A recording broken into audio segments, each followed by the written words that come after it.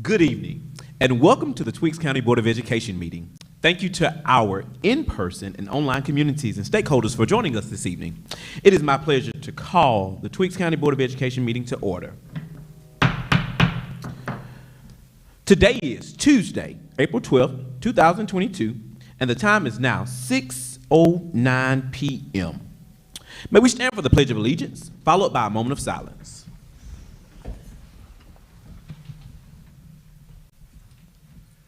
Pledge allegiance to the flag of the United States of America and to the republic for which it stands, one nation, under God, indivisible, with liberty and justice for all.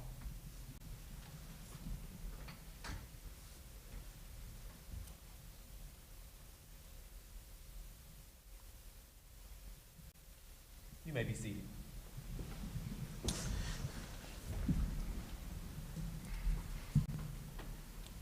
At this time, I'll entertain a motion to approve the agenda for tonight's meeting, Tuesday, April 12th, 2022. So moved. Motion been properly made by Ms. Blackshear. May I have a second? Second. Seconded by Vice Chair Rouse. Any discussion? No discussion. I know you by saying aye, raising your hand, or you approve the motion. Again, this is to approve our business agenda for tonight's meeting. Aye. Aye. Any opposes? No opposes. That motion carries unanimously. Thank you.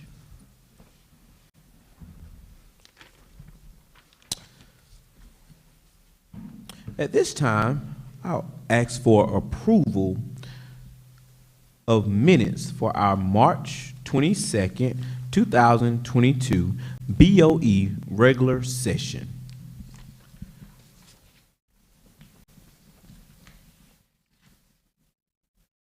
I'll make that motion. Motion been properly made by Vice Chair Rouse. May I have a second? Second. Second motion by District 3, Ms. King. Again, this motion is to approve our BOE regular session minutes from March 22nd, 2022. I know you by saying aye, raising your hand if you approve this motion. Aye. Any opposes? No opposes. That motion carries unanimously. At this time, I'll ask Ms. Blackshear, our District 2 Tweaks County representative, our District 12 state delegate, to give us an ethics statement. Thank you. In accordance with regulations set forth by the Georgia Ethics Commission, it is the duty of every board member to avoid both conflict of interest or interest of such conflict. Does any board member have any known conflict of interest scheduled before us or appearing on our proposed agenda? Seeing none, Mr. Chair, we will proceed with our agenda. Thank you, Madam Blackshear. At this time, I'll ask any board members if they have any comments or remarks they would like to give to our community. Seeing none, we will move to superintendent's comments and remarks. Good evening, Dr. Buller. Good evening, Board Chair Harris, board members. Proceed. Good evening to all of our colleagues that are here in the boardroom with us, all of those parents and guardians and community members that are with us virtually on tonight. I simply want to remind everyone, first of all, welcome everybody back from spring break. We hope that everybody had a very restful, relaxing time with family and friends as we gear up for the last few weeks of school. It's all steams ahead now until graduation. So we are hoping that everybody has gotten their energy back up so that we can get through our milestone testing, which starts for our elementary and our middle school at the end of April, and then our high school testing, which starts the second week of May. Also wanted to remind everyone in reference to it be effective on Monday, May the 2nd, effective on Monday, May the 2nd, based on the CDC guidelines, our school district will be mask optional for our employees, our students at our central office, in our schools, on our buses, and in all of our buildings. We are still mask required during the entire month of April. We are still mask required through the month of April.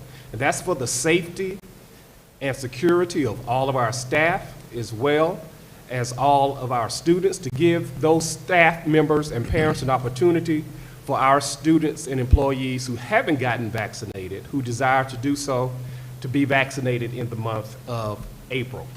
In order to support that, so that we can ensure that we continue to keep our community safe, we are sponsoring a vaccine event here in our school district during the month of April at Jeffersonville Elementary School and Twiggs County Middle High School. And that starts this Friday at both schools. We did send some information home to parents and guardians right before spring break, but it will be this Friday, April the 15th, and the following Friday, April the 22nd. At the elementary school, you can be vaccinated between 8:30 and 10:30, and at the middle high school, you can be vaccinated between 11:30 and 1:30. And then our last vaccine opportunity here for our vaccine event will be on Tuesday, April the 26th. At the elementary school, you can be vaccinated between 12 and 1:30, and at the middle high school, between 1:45 and 2:30. Remember, parents and guardians, all students who are 5 years old up to 17 will need your signed consent. And those consent forms can be picked up at the school or on the website. And those who are 18 years and older can sign up at the vaccine event proper. So again, we want to keep our community safe. We want to keep our students and keep our employees safe. COVID-19 is still a pandemic in our country and across the world. So we want to make sure that everyone has the opportunity to be vaccinated to slow the spread of the virus. Thank you, Mr. Chair. Thank you, Dr. Bullard. I will double back before we enter our business agenda to tell Dr. Bullard happy 1-year anniversary here in our Twiggs County Public School District. April 1st, so we enjoyed celebrating you on March 31st, but we pray and hope that your first year has been interesting. We pray and hope that your first year has brought you much excitement and joy in this world of education to continue to prepare our students to compete globally. And I would like to add to that preparing our staff to be fully engaged in the mission and vision of this district. So thank you, Dr. Bullard. At this time, we will enter into our business agenda. Business agenda item A, Read United. United Way. This is an information item being presented by Dr. Sherry Flagg. Good evening, Ms. Flagg.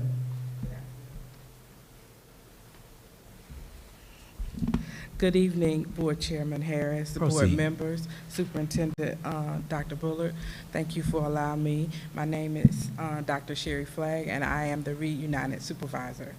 And I wanted to give you a 2021-22 snapshot or mid-year review of our program at Jeffersonville Elementary School. So to start, on the first slide, you'll see our profile. And Read United is part of a grade level reading campaign with United Way of Central Georgia. It's our Birth Through 8 initiative, and it houses 2 school-based tutorial programs that incorporate structured tutoring structured tutoring model, and is driven by volunteerism. The tutoring occurs during the school day within a designated block at Jeffersonville Elementary School, and the tutors work with students that are in the response to intervention Tier 2 category. Those students need a little extra support to get them back at Tier 1, which is the standard-based level of instruction that we receive in the classroom.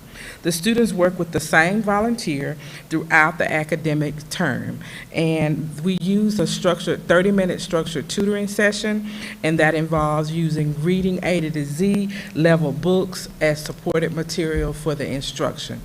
Again, we have 2 tutorial programs. We have the AARP Experience Core, at which Jeffersonville is a site, and that means that our tutors there are 50 and older that are providing those instructions. And we also have the Read to Succeed, and that generally means that our tutors are at least 18 years or older. But at our Jeffersonville site, our tutors are 50 and older. We participate in shared literacy programs, and that is usually the Read for the Record, which is in October, November, and again, the Read Across America, generally known as the Dr. Seuss Day. We serve 5 counties, and we are in 25 schools, one being there at JES, and 23 elementary schools and 2 middle schools. And we support 183 classrooms. That means we have across our 5 counties, 455 volunteers that are engaged in providing reading instruction to our young people, and that's usually about 5,137 hours of support given to our young people. And we usually engage about 121 parents.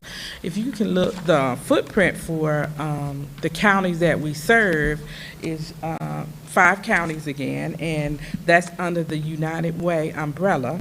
And they serve 14 counties, in which our tutorial program is in 5 of those counties. And that is Baldwin, Bibb, Peach, Houston, and of course, Twiggs. This is our first year in Twiggs, and we're very excited.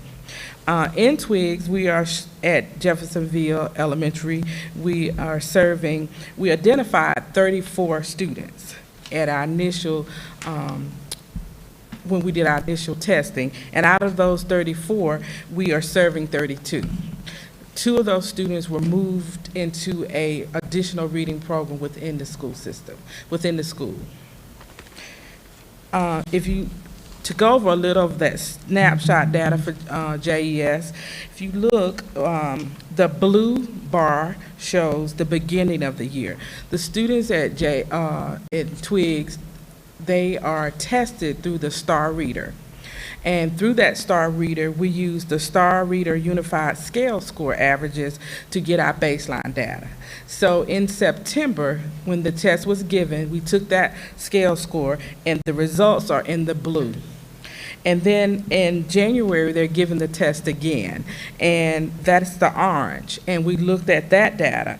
And then in gray, you'll see what we expect the data to look like at the end of the year. So for our first graders, there were 12 first graders tested, and between September and January, they received a 9% growth in their reading. And then for our second graders, there were 9 second graders tested, and between September and January, from the beginning to the middle of the year, there was a 3% growth. And then for our third graders, there were 11 students that were tested, and from September to January, we see a 7% growth. So when we're doing numbers, I want to pause and see if you have any questions of me or anything I can address on this slide for you.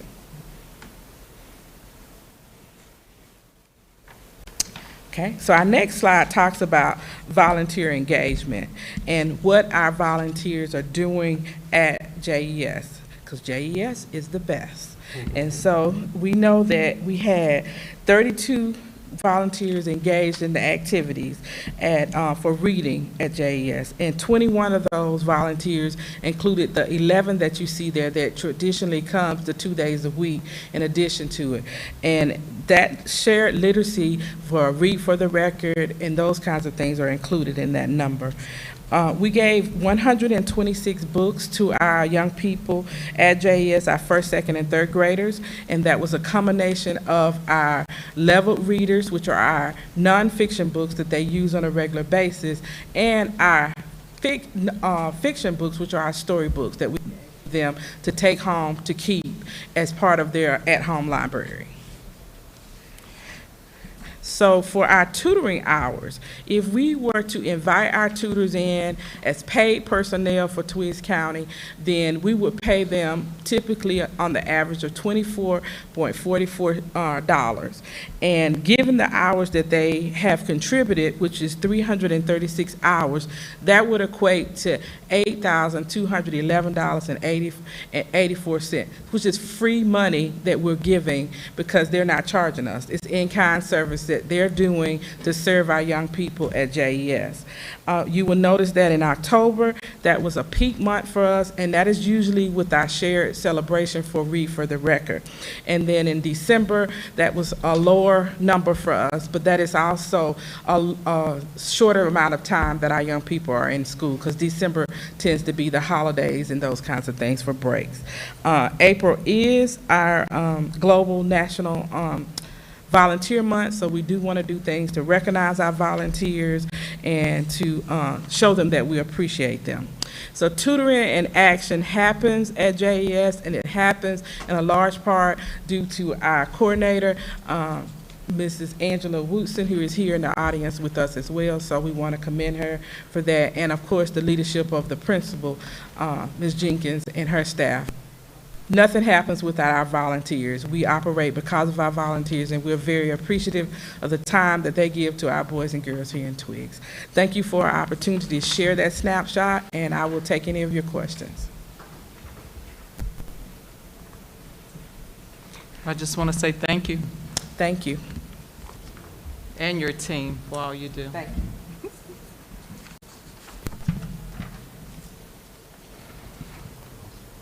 Thank you, Dr. Flagg. Thank you for this update and a great presentation. We do appreciate our partnership with United Way, and we look forward to years to come. If we can do anything to encourage our stakeholders to become tutors and readers, please let us know our best ways. As you would probably say, well, you probably know how to reach them, but give us some insight on dates and times when they're allowed to come, and we'll see if we can kind of rally up Dr. Bullen and get some more tutors and volunteers, and hopefully the board can grab a book and we can stop by sometimes and participate so our numbers can increase, but they look great, so thank you. We know that the work is being done. Thank you. Moving on to business agenda item B, recruitment update. This is an information item being presented by Ms. Tina. Good evening, Ms. Tina.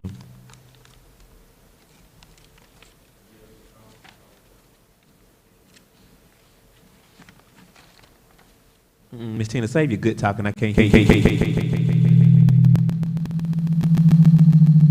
Can you hear me? Now.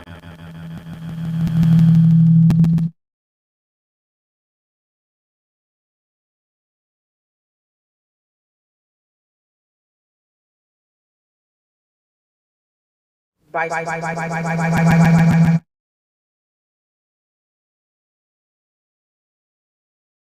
hear myself, but not that much. Can I begin again?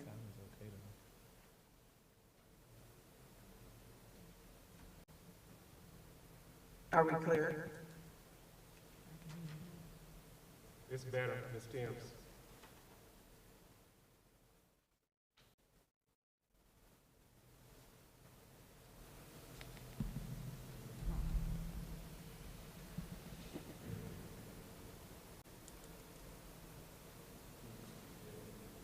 Are we clear to present?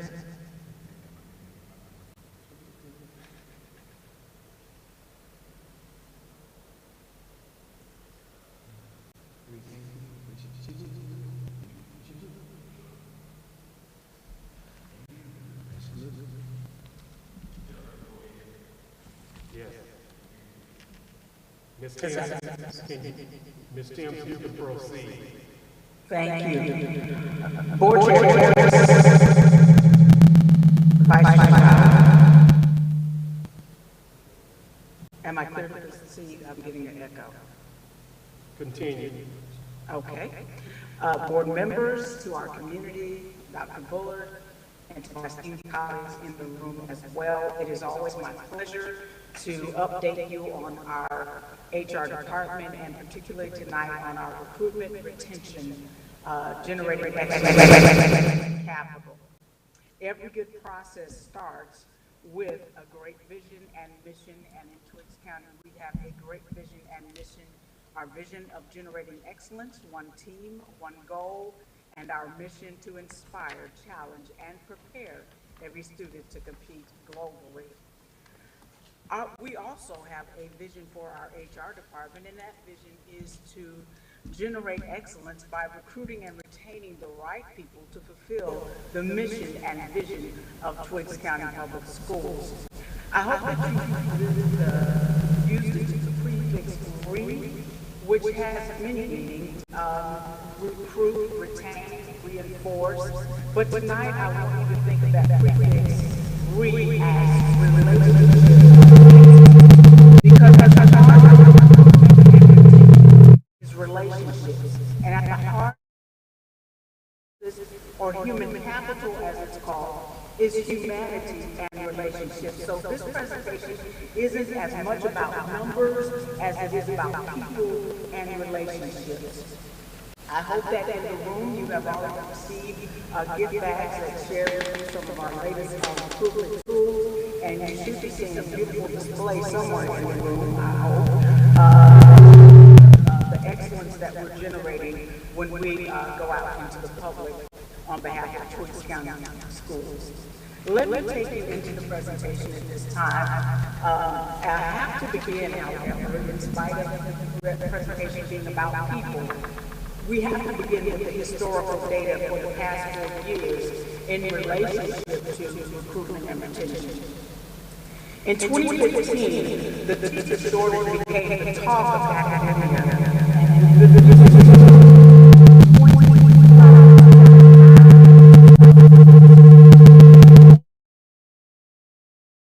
Dropped from 691,000 to 451,000 teachers.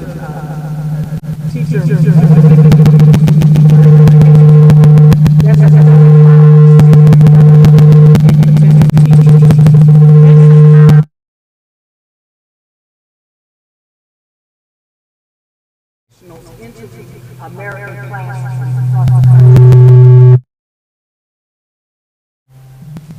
If we look at the numbers a little deeper, you'll see that in 2021, the data shows that 48 states, including Washington, D.C., reported shortages in special education teachers. 43 states, math teacher shortages. 41 states had shortages of science teachers. The teacher turnover is 50% higher in high poverty than in low poverty school districts. 1/3 of those who left teaching reported that they're working 56 hours or more per week. 1/3 held second jobs while teaching, and 64% said their pay wasn't sufficient to merit the risk or the stress of the classroom. Of former teachers, only 1/3 who exit the profession ever return. Retirement constitutes less than 1/3 of those who leave teaching in a given year, and teacher attrition rates in the South are higher compared to the Northeast, the Midwest, and the West. Teacher turnover is higher in cities than it is in suburban or urban rural districts. Now, I'm sharing this not to scare you, but to tell you that this is not a Twiggs County problem. This is a national crisis. It is impacting education everywhere. So we don't want people to think that this is just something that's happening in Twiggs County. If I may continue, teachers on average make 73 cents for every dollar earned by similar non-professional teaching professionals. Georgia now has the 6th largest teacher gap in the nation. So these are some of the concerns that we have with our teacher shortage. If I may go forward again, if we do a deeper dive into the data and look at Georgia in specific, you'll notice that although there are more certified teachers in Georgia school districts to start in 2019 as opposed to 2018, approximately 16,000 left districts from the previous school term.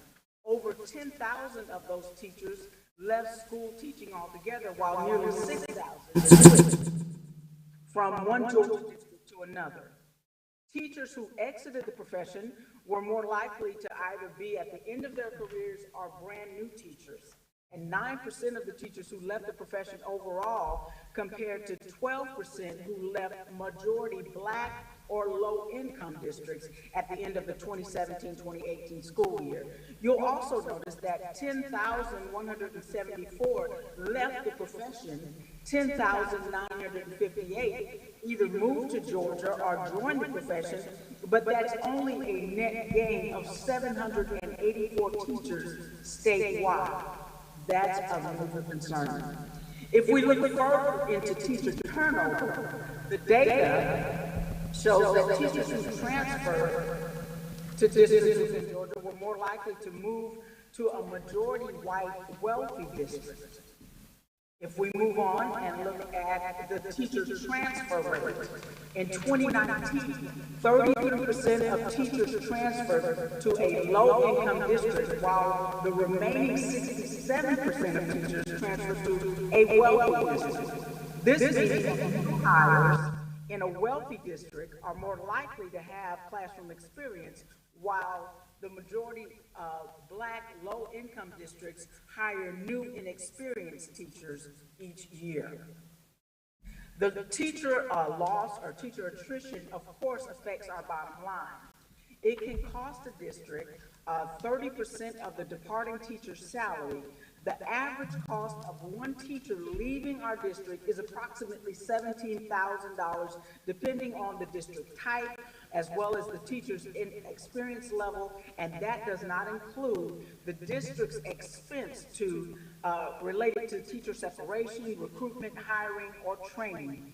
Majority Black low-income districts incur increased costs from having to hire inexperienced teachers just to keep pace with those transferring out or leaving the profession. And the turnover rate, say 20 teachers in a small rural district like Twiggs is 180,000.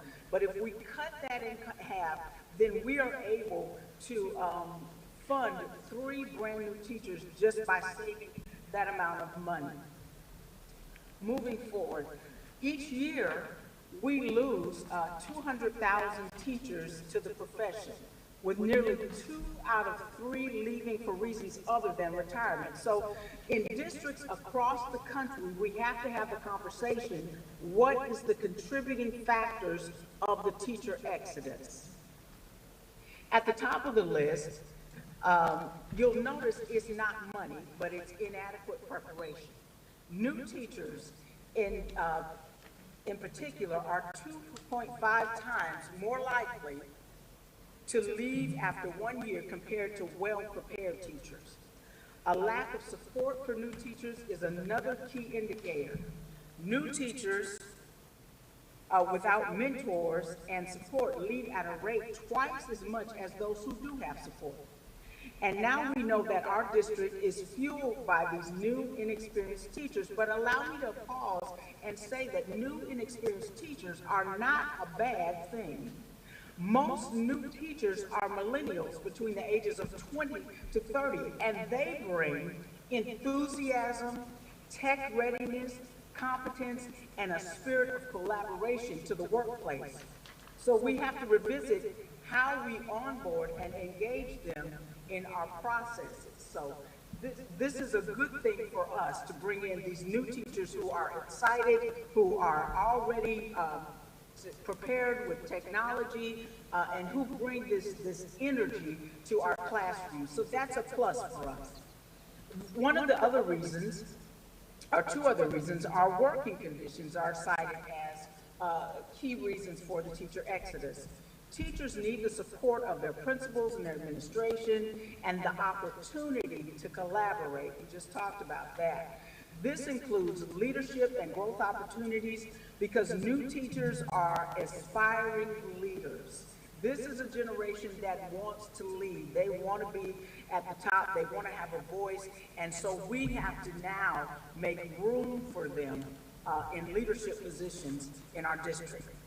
One of the 4th reasons we finally get to compensation, dissatisfaction with compensation as a critical factor.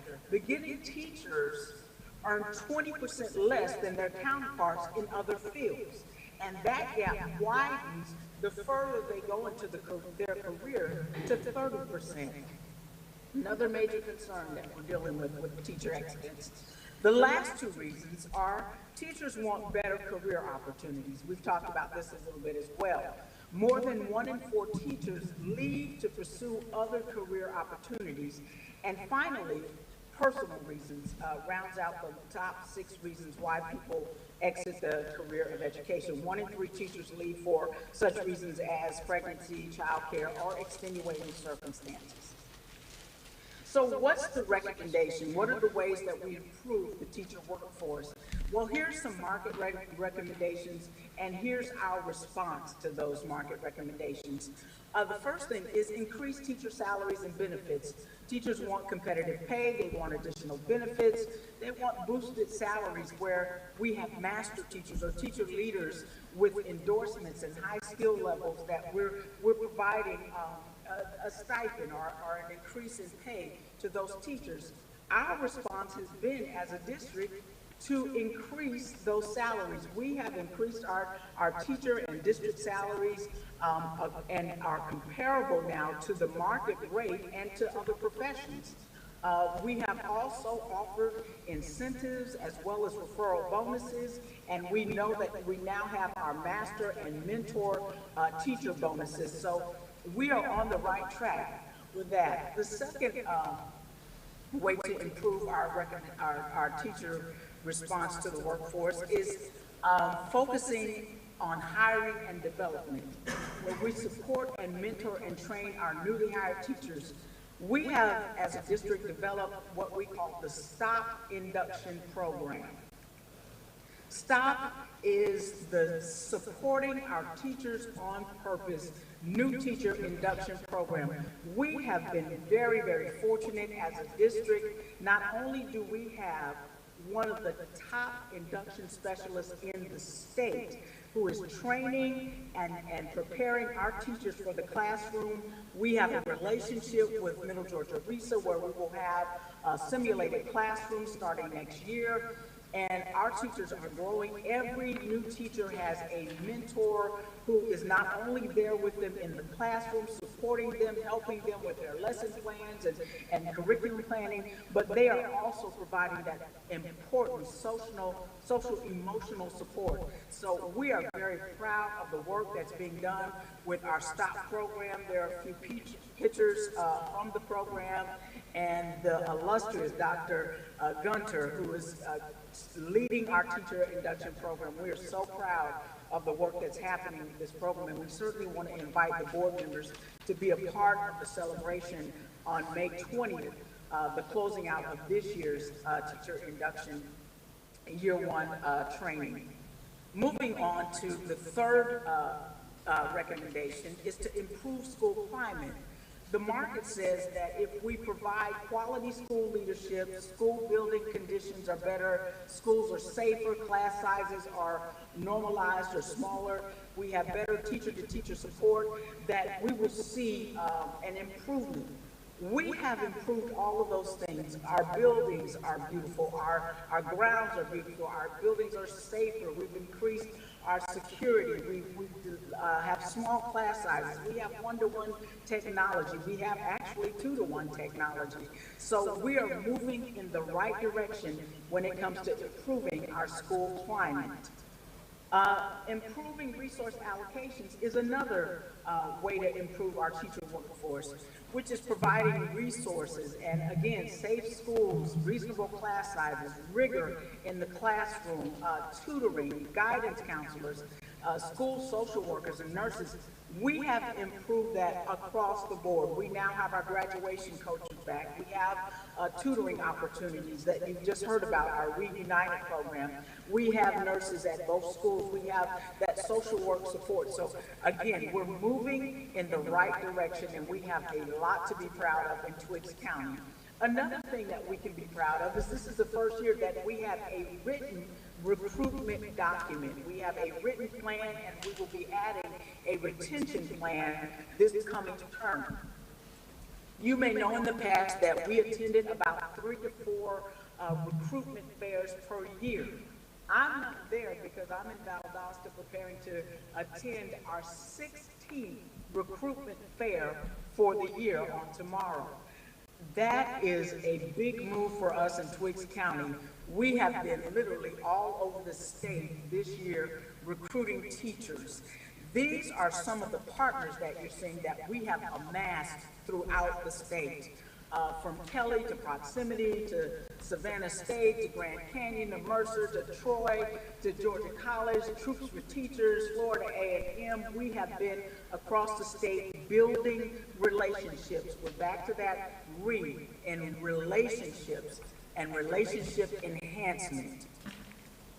We've also done some in-house work. We've developed some signature programs in our district. We already know about Kelly Education, we know about Proximity, and we know about our Interns as Teachers program. But you might not be aware that we have what we call the Retired to Rehired program. This is a signature program where we're identifying those baby boomers and those teachers who might have come out of the classroom a little earlier than they wanted to, and they want to come back, and we want them back. So we work with Georgia PSC to recertify these teachers. We know that there's a House bill, I think it's 385, 386 or something, that allows us to rehire those teachers on a full-time basis. So we have already engaged 2 teachers that we have moved from retired to rehired. We also have established what we call homegrown. This is twigs grown, twigs developed, twigs born, teachers, classified staff. We are looking for people in the community who may want to come back into the workforce, who may want to change careers. Because of our relationship with Grand Canyon University, they can go back to school at a deeply discounted rate, come back into the classrooms or come to the classrooms and really start a whole new career path. And we have at least 6 district employees that are a part of our homegrown program this year alone. So we're looking to continue to grow that. And then we are a part of Georgia Troops for Teachers, where we send our job announcements like the graphic you're seeing to the right. We send those to Troops for Teachers, and we send those out to different hiring sites so that people are aware of what's available in Twiggs County. Of course, you already know about our relationship with Kelly Education. Kelly also sponsors career fairs on our behalf so that we are filling those critical classified jobs as well. We also have added to Twiggs County our own career fairs. Yes, we're doing 16 career fairs a year, but we have added 4 of our own. We have one that is virtual. We have one that is a networking fair, which we do want to invite you out on April 23rd. It will be at the Hilton Garden in Macon. And this will be a networking career fair. We're inviting not only recent graduates, but rising seniors, college seniors, to come out. They'll have an opportunity to have a professional headshot. They'll have an opportunity for a resume review and mock interviews so that we can continue to build that relationships, relationship enhancement. That's what really career fairs are about now. And I've already shared with you about our programs, our interns as teachers, our retired to rehired, and our homegrown programs as well.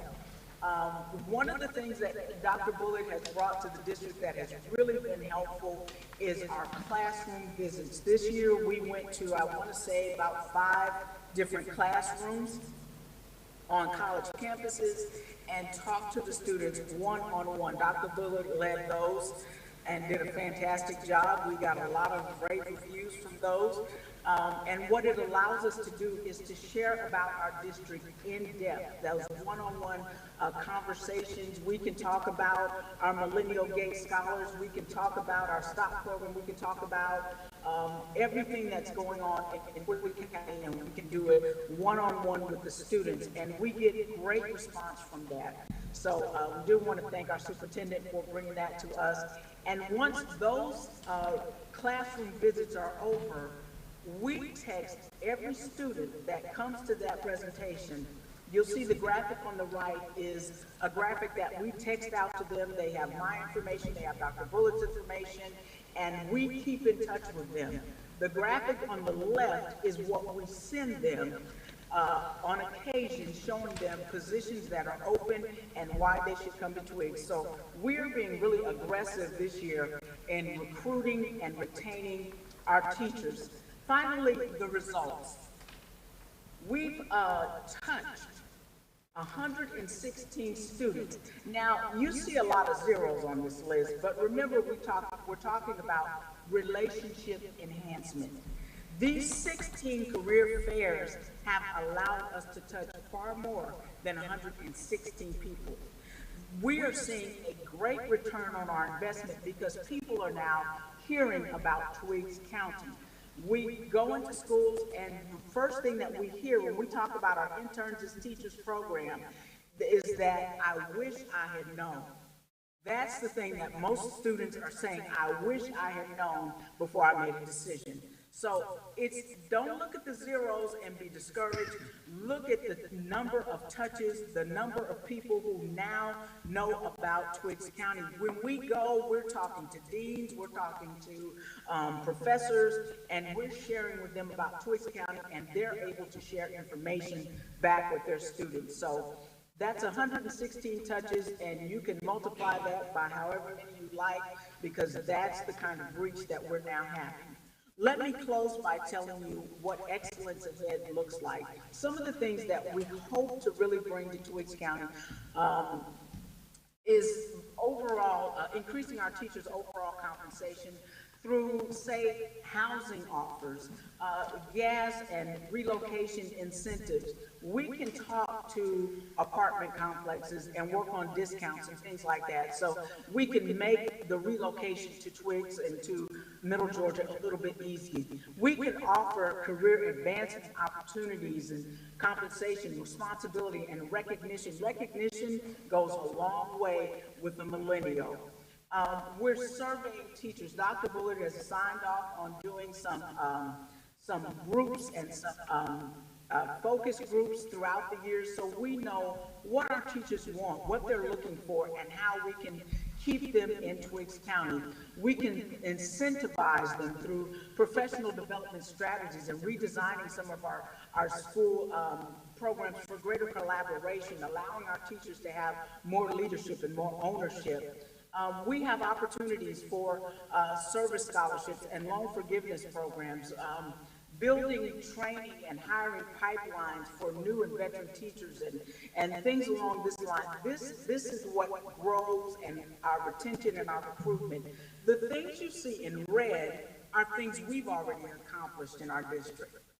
We've already developed teacher residencies through our mentorship programs. We've already developed a high-quality induction program. We've already created local pathways to profession through the Grow Your Own program, through partnerships with Bibb County and with Fort Valley. We've increased our hiring. We've bettered our hiring practices and increased our candidate pools. We've revised timelines so that we're moving very quickly through the hiring and onboarding process. So that's just a scope of what we've been able to accomplish this year. We're looking forward to doing more in the future, and I am happy to answer any questions that you might have.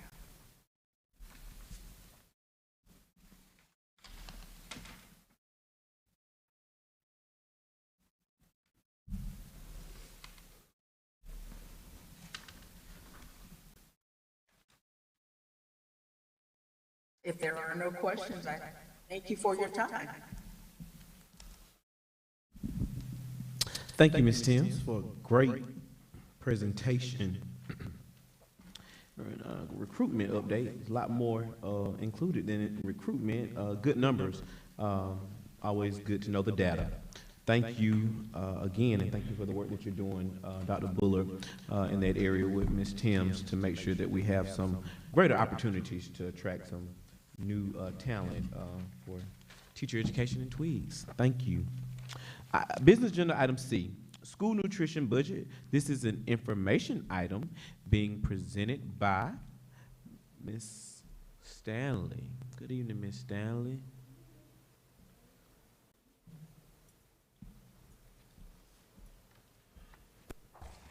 Good evening, Board Chair, Vice Chair. Proceed. board members, Dr. Bullard, and to the community. This is the Sweetest County Student Nutrition documents. Is there a slide for this? Oh, there it is. Okay. Okay, our vision is generating excellence, one team and one goal. Our mission is to inspire, challenge, and prepare all students to compete globally. Okay, on our first slide, we have the school nutrition overview. We are responsible for providing breakfast and lunch to our students. We have 8 full-time employees in the cafeteria. We have 2 central office employees that are here. And we're serving 21,707 students a month for breakfast and lunch. Meals served per average is 173,656. Our average sanitation score is 100.01%. Our inspection score, that is the 100.01%, is that we have had this making 100 from like 5 to 6 years now. Yeah. And this is our school nutrition funding source.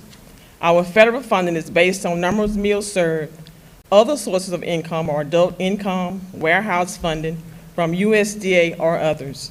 Our financial goal is to be self-supporting by operating at break-even or better, consistently satisfying the nutritional needs of our students.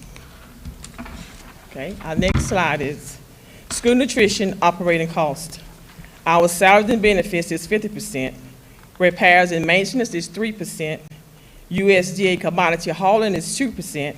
Our supplies are 3%. Equipment, 3%. Food purchase is 38%. Dues and fees is 1%. Okay, our next slide. Our budget considerations. TRS increased to 19.98% from 19.81%. Our health benefits remain constant at $11,340. Our local commitment of 2 to 5% COLA adjustment for administrative and classified schedules. We are trying to maintain our minimum wage of $10, and we're looking to hire 1 full-time employee. Our budget priorities are maximizing market effort of meal plans, develop social and emotional support system through our benefit provider, travel for conferences, purchase 5 computers, repair cooler leakage at the middle high school, and continue to improve facilities and ensure we have the safest schools. Our next slide, budget process. Our budget process session was business and financial division. Personnel recommendation for FY23, review of the salary study for school nutrition staff, revenue projections based on last year's dollar, cafeteria manager for budget concerns. I will submit final budget recommendation to the Office of Business and Finance.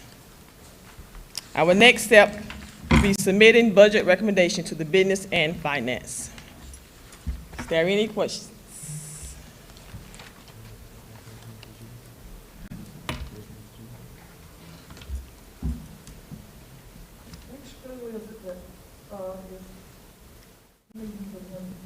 It's the middle high school. Yes, ma'am.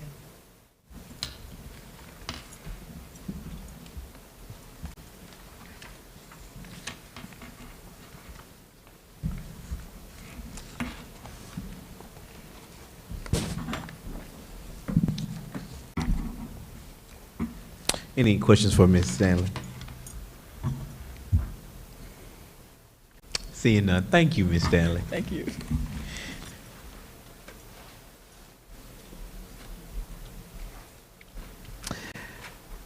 Business agenda item D. This is our salary schedule being presented by Assistant Superintendent CFO, Mr. James Austin. Good evening, Mr. Austin.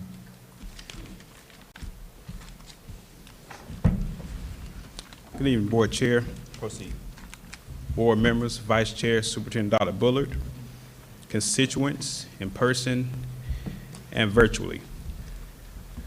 This is our second salary schedule update, providing information about our salary studies and other recommendations as we look to improve our salaries and increase our retention and recruitment efforts. I do believe that our efforts are aligned to our vision, generate excellence, 1 team, 1 goal, and our mission to inspire, challenge, and prepare all students to compete globally. So our formula to financial success is based upon these 4 pillars. Pay. We have to ensure that we are, one, paying attention to the needs of our employees in our community, and also ensure that our pay is competitive as it relates to compensation. We want to ensure we are providing the opportunity for our employees to grow and stay within Twiggs County Public Schools.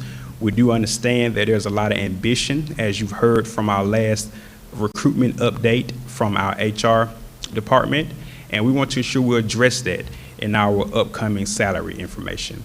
And the story. What story are we telling about Twiggs County Public Schools, and what story will be told from our existing employees and also people looking to come to Twiggs? Because if we tell the right story, then we're able to recruit and retain our employees. And time. We want to ensure that the time spent here in Twiggs is a good time for our employees and they remain and hopefully retire here. And we look to combine these things to prepare us for financial success, because as we reduce turnover, as we invest into high quality teachers, it yields a lot of dividends for the school system. So the data drives the pay. As we've talked about in the past of our Metro RESA data sheet that we use to determine what salaries will look like, the explanation sheet, we focus on small systems. And small systems, by the definition of this salary study, would be systems that's under 5,000 students, or it could be under 3,000 students. We consider various positions within the small salary study data sheet, and we look at that information to make the best determination of how much that position pays according to districts our size, districts in our region, and districts with similar population. So as an example,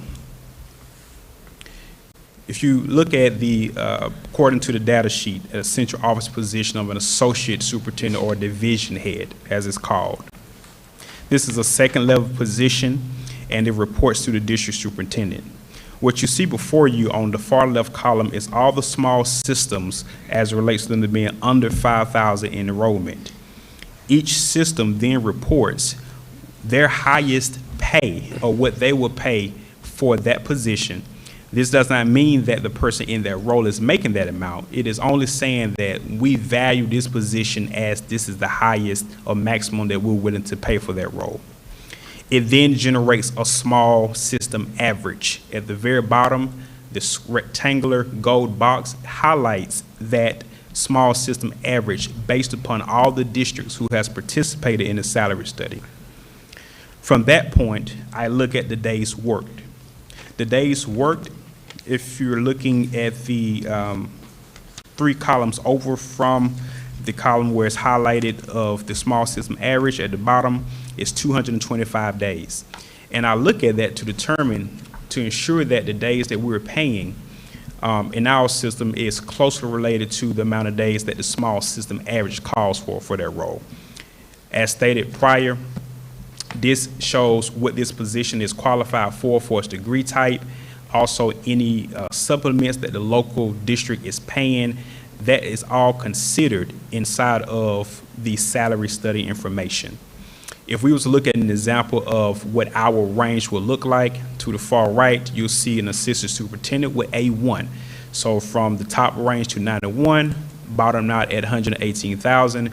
We look at the ranges that are on the small system average, and we determine our salary based upon the information provided. So that is one example. If we look at the principal high school position, for example, we use the same approach. We look at the small system average, we determine our range, we look at the amount of days, the skill sets and qualification that districts are saying that this position has, and all of that tells us what that range will look like. So we are using credible data to determine our salary ranges as we move forward in FY23. So that talks about the administrative positions, but we also have to look at the small school systems as it relates to teacher pay. Now, a lot of the time we're looking at a bib of Houston County, and we say, well, they're a lot larger than us. Well, we really focus on school system our size when we look at this data sheet as it relates to teachers. And if you look at the first gold box, it will show that Twiggs County is paying as of FY22 $38,095 for a first-year teacher. On average, small systems under 3,000 students are paying $38,283. So we're a little under average as it relates to our FY22 starting salary for a T4 teacher, which means they have a bachelor's degree and has received their certification from Georgia PSC.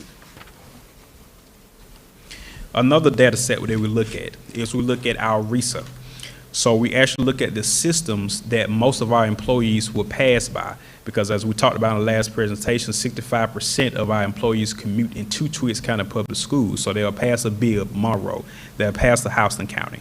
So we look at that as well as a consideration, not saying that we're trying to match those larger school systems, but we are taking that as a data point because we need to understand our market and who's around us. We talked about opportunity. We talk a lot about our first-year teachers, mid-year teachers, but we want to have a conversation as it relates to our veteran teachers, our teachers that are approaching retirement. And the TRS has already established guidelines that says in the last 2 years of one's profession, as they reach to their 30th year, the average of that is taken, and there's a consideration for what their retirement dollars will be. It also says that in order to stop large increases in the last 2 years, they're only allotted a 2.5% increase plus whatever the state has set as an additional increase, and it cannot go beyond that. It's normally between 2.5% to 5%. So what we wanted to do in Twiggs County is provide an opportunity for those teachers when they reach their 25 to 30 year mark and they receive their retirement counseling. If they have not received a cost of living adjustment or a suitable increase that benefits their retirement, then we're able to provide an opportunity for a 2.5% increase for the sole purpose of improving their retirement. What would happen is, if I'm at year 27 or year 28 and the district has not even addressed a salary increase, I will go to a different district to receive a higher pay. So this allows us to at least address that conversation. Everyone won't benefit from it because it's on a case by case, depends on where they are in their retirement, but we do say Twiggs County has the opportunity to help you in your retirement years.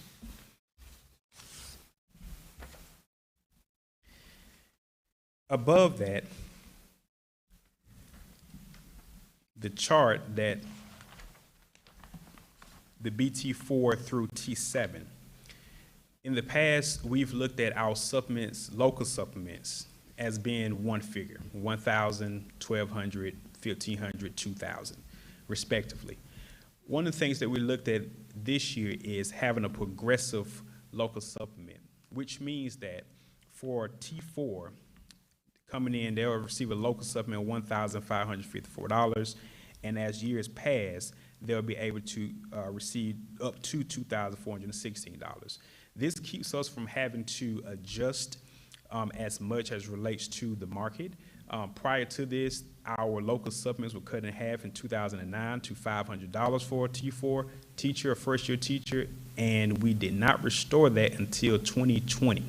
So we had a large gap of not addressing our local commitment to our teachers, and so this provides us an opportunity so that teachers can visually see, hey, if I stay here another year, 3 years, 4 years, I see that there's at least a small percent increase as other districts around us has adopted a similar model.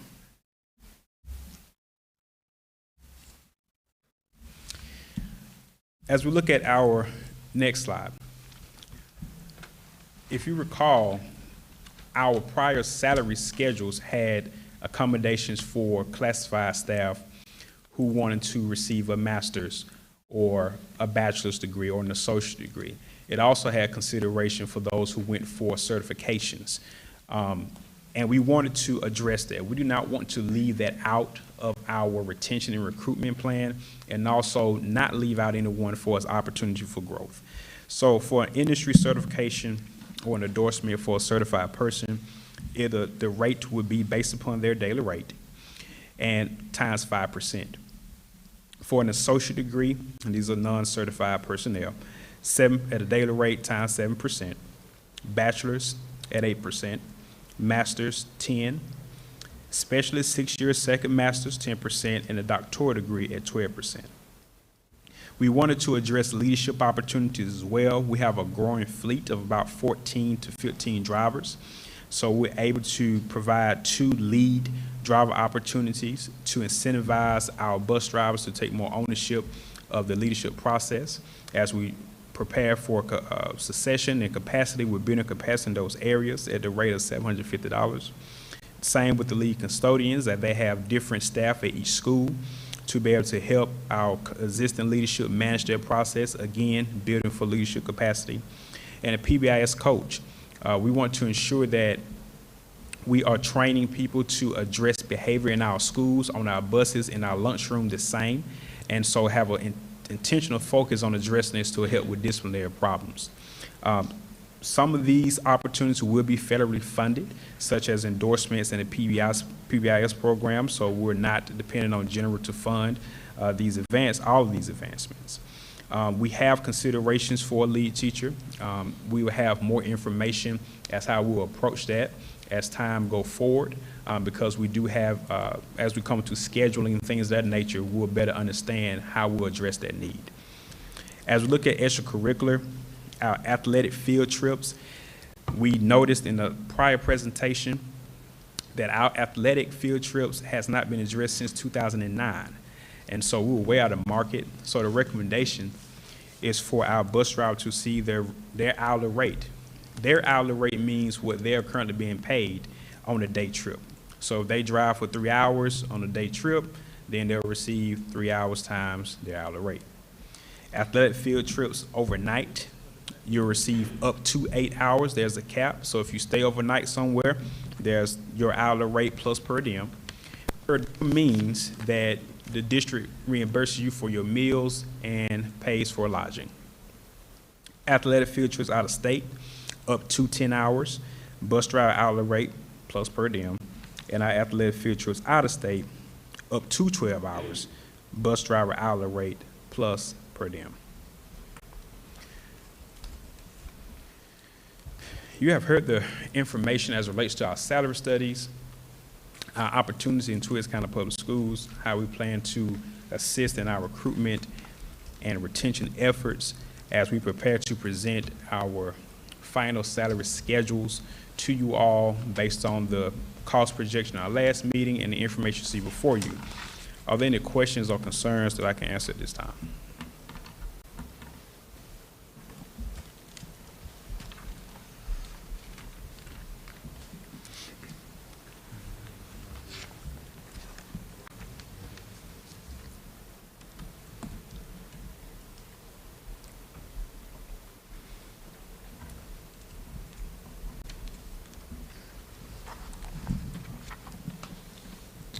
Mr. Austin, when there's no questions, your job has been done well.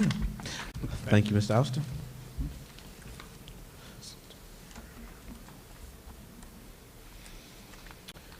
This is business agenda item E, a referral incentive program. This is an action item being presented by Mr. Austin. Sir. So as we look at the $1,000 referral incentive, we talked about this on our last board meeting, and we've heard this in our recruitment update as well. We are initiating this program so that we're able to incentivize existing employees to recruit on our behalf. And we are ensuring this is aligning to our vision of generating excellence, one team, one goal, and our mission to inspire, challenge, and prepare our students to compete globally. So our success criteria would be the approval of the referral incentive in the amount of $1,000. As a brief recap of the purpose, Twiggs County Public Schools is always looking for high-quality teachers, and current employees can help. Research has shown that our experience supports the new hires who come into the system through employee referrals. They are excellent contributors, stay with the system, and are more cost-effective recruits. The primary goal is to encourage current employees to assist in the recruitment efforts of high-quality teaching candidates or other hard-to-fill positions. Again, the referring employee would not receive the full $1,000 until the referring employee completes 1 full year and has executed a contract or expressed an interest to return the following year. All Twiggs County employees except administrators, this will be assistant principals, principals and above, HR personnel, managers with hiring authority over the referred candidates are not eligible for the referral incentive. Half of that incentive would be paid after referred candidate completes 1 full semester on the job. That's August to December, for example. Half of the recruitment incentives we pay after the candidate has completed 1 full year. That means from August to May in most cases. The referring employee will not receive the full $1,000 until the referred employee completes their 1 full year and has executed a contract or expressed an interest to return the following year. Now, there may be cases where that referred employee leaves in May, or they may leave in June.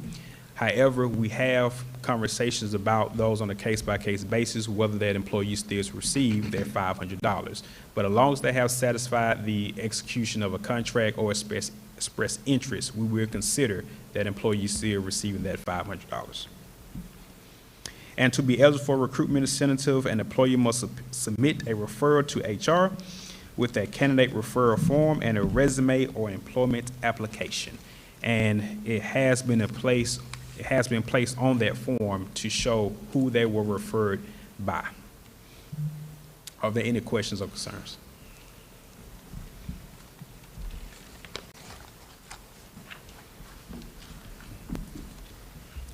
I like the referral, so maybe we'll be retaining a lot of our teachers. Yes, ma'am. That's the goal.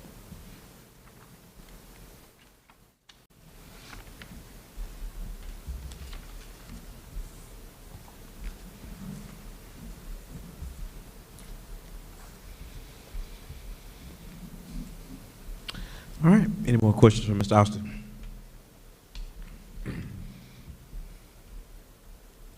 Our referral incentive program is an action item. Board members, we've heard the presentation by our CFO, Assistant Superintendent, Mr. James Austin. Dr. Bullitt, what is your recommendation?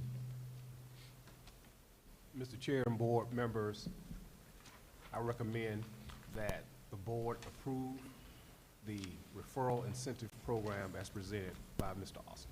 Thank you, Dr. Bullitt. At this time, I'll ask for a motion to accept the superintendent's recommendation for a referral incentive program. This is an action item. Board members, what do I hear? I'd like to make the motion to accept the recommendation for the referral incentive program. Motion's been properly made by Ms. Baxter. May I have a second? Second. Seconded by Ms. King. Any discussion? No discussion. I know you by saying aye. Raise your hand if you approve the motion to accept the superintendent's recommendation for referral incentive program. Aye. Any opposes? No opposes. That motion carries unanimously. Thank you, Mr. Austin. Thank you. We hope that this will help our retention as we've been trying to do that in some time. So, Ms. Blackshear, we actually see some fruits of our labor and discussion now that there's some plans in place. Thank you. At this time, we would entertain business agenda item F. This is the governor's retention incentive, a $2,000 retention incentive. This is an action item being presented by Mr. Austin as well.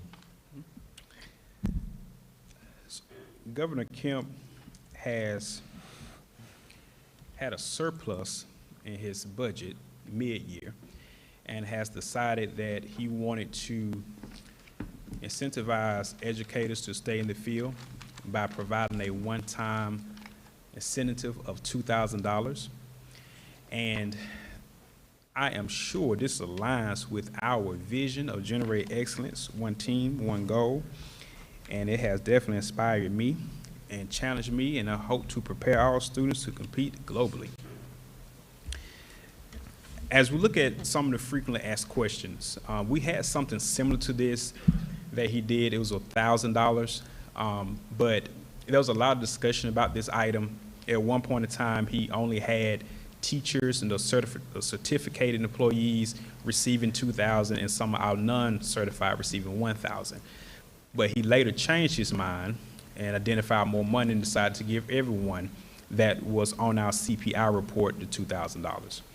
So how's the funding provided to us? It comes in our quality basic education formula. We receive funding every month from the state. So it will come in April, which is this month, April 30th, into our account. And those employees at that particular time, we have the option to pay from April the 30th into June 30th. So we have to spend this money by June 30th of this fiscal year. Okay. Will a list of names of employees be provided? No, they decided to fund this based upon categories, and those categories being teachers, counselors, superintendents, assistant superintendents, principals, assistant principals, school health care personnel, special education specialists, media personnel, technology specialists, psychologists, paraprofessionals, custodians, additional job codes funded, bus drivers, nutrition employees, nutrition services. Now, is this eligible for TRS? We just talked about some things with TRS, and they are saying no, this will not be eligible for any TRS consideration. Will any Medicare or any Social Security be considered? So they are providing funding for Medicare as it relates to certificated positions, and both Medicare and Social Security employee portions are included for nutrition employees and bus drivers. Are part-time employees subject to the full $2,000 salary supplement? And as we call part-time, that could be a 49%er, or they can be someone who literally works less than 25 hours a week.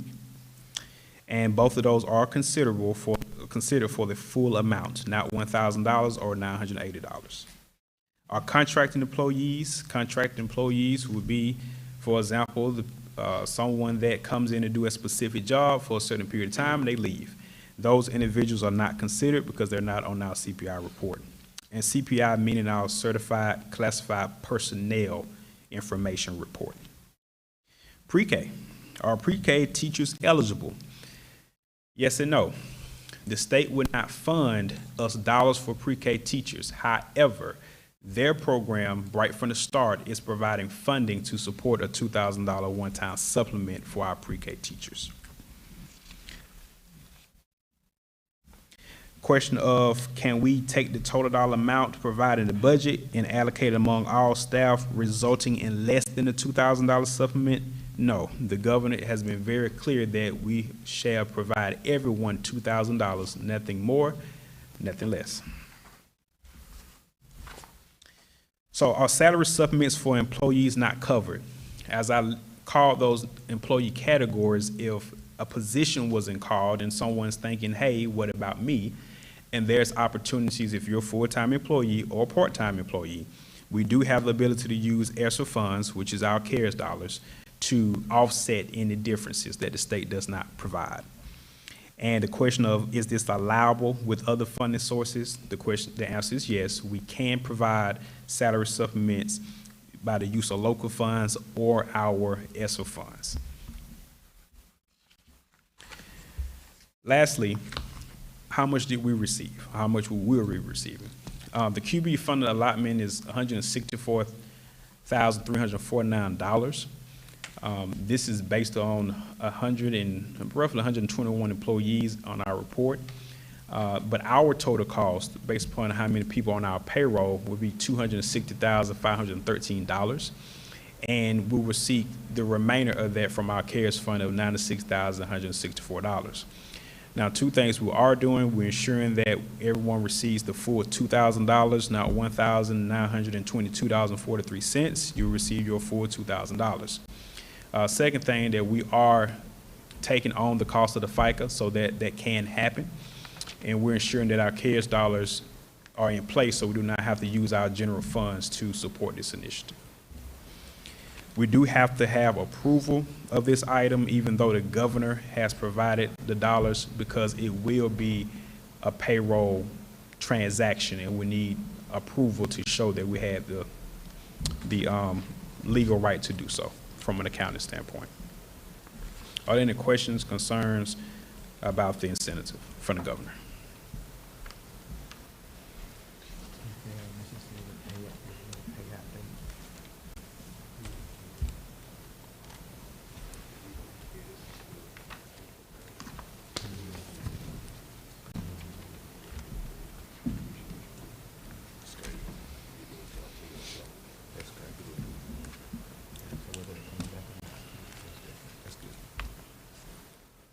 Board members, do we have any questions for Mr. Austin?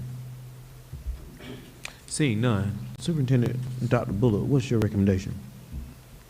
Mr. Chair and board members, I recommend that you approve the governor's retention incentive of $2,000 as presented by Mr. Austin. Thank you, Dr. Bullard. At this time, I ask for a motion to accept the superintendent's recommendation, Mr. Austin's presentation on governor's retention incentive of $2,000. Motion been properly made by Ms. Stokes. May I have a second? Second. Second by Ms. King. Any discussion? No discussion. I know you by saying aye. Raise your hand. Do you approve the motion? Aye. Aye. Any opposes? No opposes. That motion carries unanimously. Thank you, Mr. Austin. Thank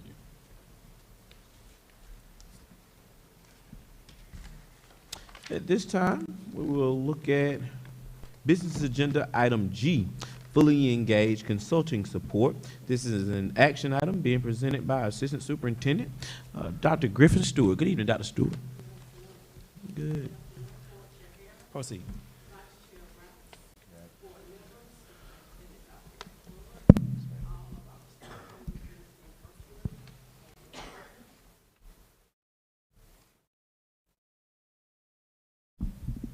Good afternoon, Board Chair Harris, Vice Chair Rouse, board members, Superintendent Dr. Matt Bullard, all of our stakeholders listening virtually. Good evening. It brings me great pleasure to share and review for the third read, fully engaged education consulting. But before I share this information with you, I'm excited to share that we are a district with a vision and a mission. Our vision is generating excellence, one team, one goal, and our mission is to inspire, challenge, and prepare all students to compete globally. Fully engaged education consulting is all about helping support our district in igniting the fire and sustaining the flame of achievement, because teaching and learning is all about helping increase achievement. The purpose, again, is it's an educational consulting company that was developed via a passion and purpose to allow all students, teachers, schools, and districts experience success by focusing on 5 areas, and those 5 areas ignite achievement. And it's all about understanding our policies, processes, practices, performance, and partnerships. But what will Fully Engaged help us create?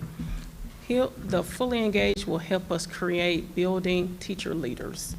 So we will work in phases to build our instructional repository, if you will. So the first phase of the work will include creating pacing guides for end-of-course subject areas. Right now, high schools are in need of resources the most. So we'll start with 3 areas: American literature, biology, and Algebra 1. So Fully Engaged Consulting will guide a group of Twiggs County educators through creating a pacing guide, and it's a full development process. Resources will be provided for teachers. We will use the resources that we currently have in-house and some resources that our teacher leaders will bring to support the process. The plan is to meet 4 Saturdays from 10 a.m. to 4 p.m. during the months of April and May. The team will consist of teachers and support staff from the following content areas. We are planning to invite 6 ELA teachers, 3 teachers to support math, and 3 teachers to support the area of science. These teachers will be invited based on their teacher leadership and their content pedagogy. The fully engaged model for achievement that we will work through is all about planning for success. And that planning will be around the 4 boxes you see: direct instruction, model guided instruction, student practice, and assessment. So that's what those pacing guides will support. So what will teachers and leaders be involved in on those Saturdays? If you see day 1, it will be where we will break down the standards for those 3 areas. And then we'll start learning and developing the pacing guide process. We'll create scaffolded learning targets. So that will consist of day 1. Day 2, we will review daily pacing over each unit and build in days of assessing and reassessing. And then the 3rd and 4th day, we'll align student tasks to the learning targets, build in resources for direct instruction, including PowerPoints, videos, teacher models, graphic organizers, and literacy across the curriculum. So the projected cost for phase 1 is our teachers. When we invite them to come, and I just want to caution us that there is a 12 there, but it's just based on the teachers who agree. So we could have 12 to agree, we could have 6 to agree, so that cost will change based on the teachers who accept to participate.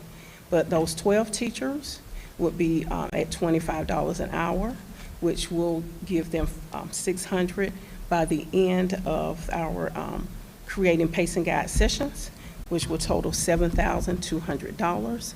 And our consultant fee will be 4 visits.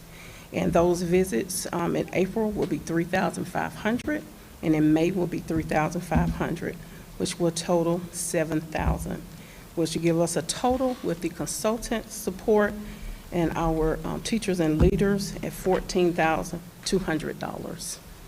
So what will be the return on our investment? In teaching and learning right now, again, the high school is our priority area. That's where most of our new and waiver teachers are. So we definitely want to give them a resource that will be easy for them to use and implement.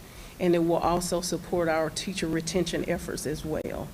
But the return on our investment in Twigs is a pacing guide completion for August through December. Board members, you will receive an electronic copy as well as a paper copy for review. Because as we're doing the work, I want you to always stay abreast of what this work is looking like for our teachers and where we're going from phase 1 to phase 2 and so forth. Fully engaged consulting will present and explain one of the pacing guides at, if not a June board meeting, at one of our upcoming board meetings. So then after we finish the pacing guide work, we'll finalize that pacing guide work in June. We'll have one last look for finalizing the pacing guides for August through December and those 3 content areas for the high school. Then we will immediately start to build out summative assessments for units using release test item banks. We'll use the Department of Education, Pearson, Park, and there are several others. Because when we begin with the end in mind, we create those assessments for students. We will review our strategic plan because our strategic plan should be in the final stage.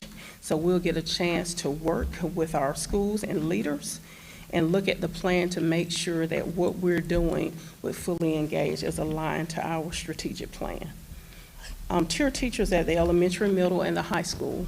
So it'll be all about supporting those teachers who need the most, and then those teachers who are in that second tier, and then those teachers who are teacher leaders, building them so they will be future leaders in our district.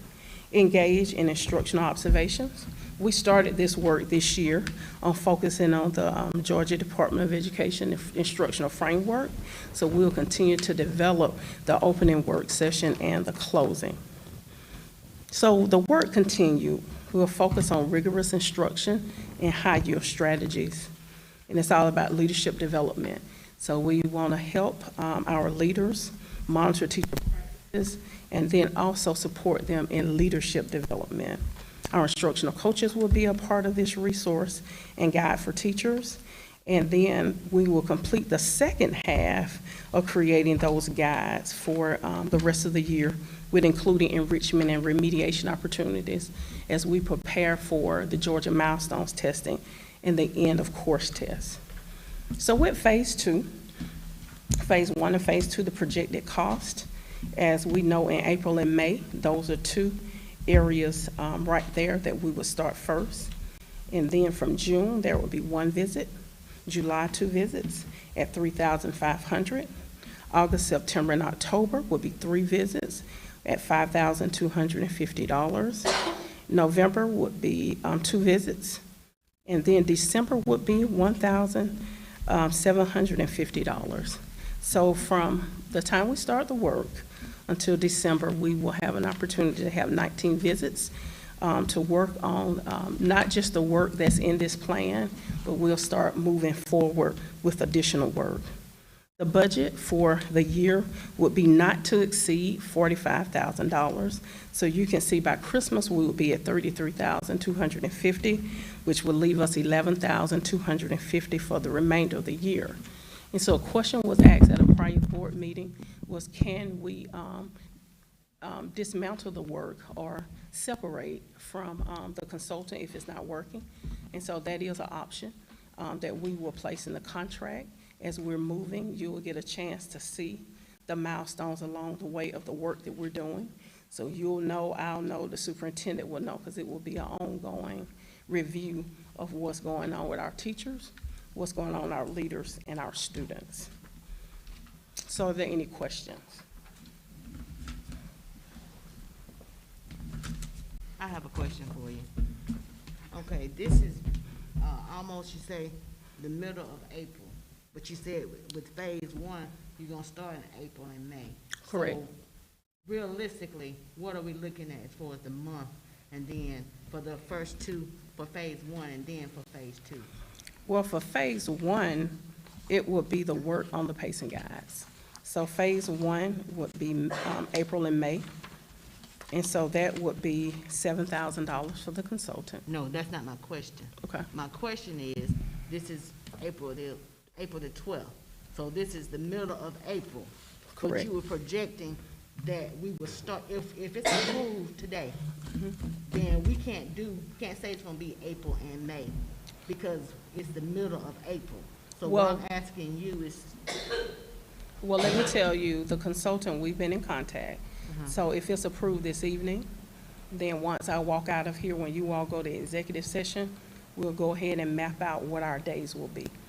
Because he knows already that this has got to be a quick turnaround, because we've got to get started.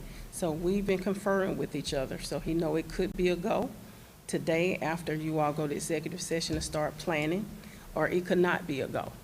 But either way, I will be in contact with him this evening, so we can go ahead and set those dates and start trying to confirm with some of the teachers. I told them that we may or may not. It's not 100%, but you know, they know as well.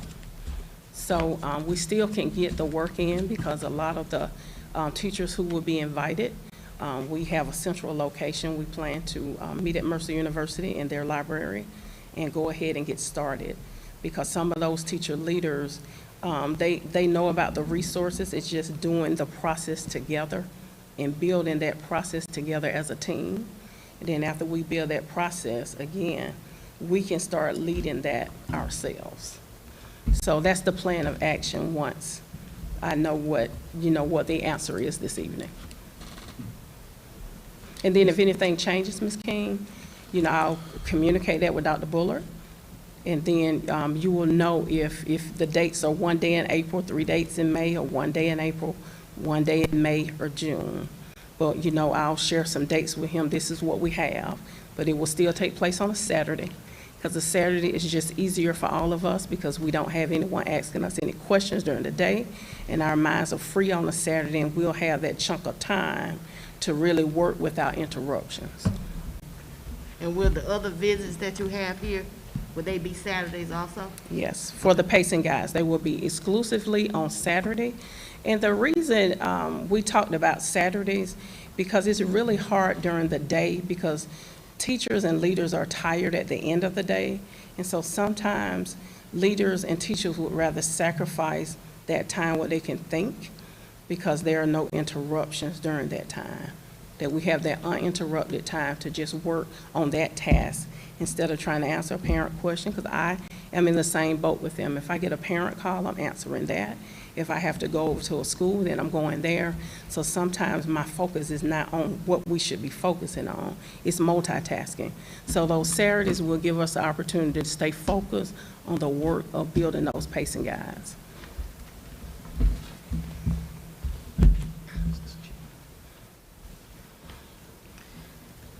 You said that when you guys learn the system, that you'll be able to lead it yourself, so that way we wouldn't need full engagement consultant Correct. at that time. Correct. So how long do you think that this process would take? I know it's, This is a lengthy process because this will be 3 examples that we will create together. So building the rest of the pacing guides for the high school will be for us, but some of the other scopes of work that we need to work on, it will still be some different processes, but we want to learn the pacing guide process ourselves. Then you have creating assessments, because when you think about teaching and learning, I want you to think about curriculum, assessment, and instruction.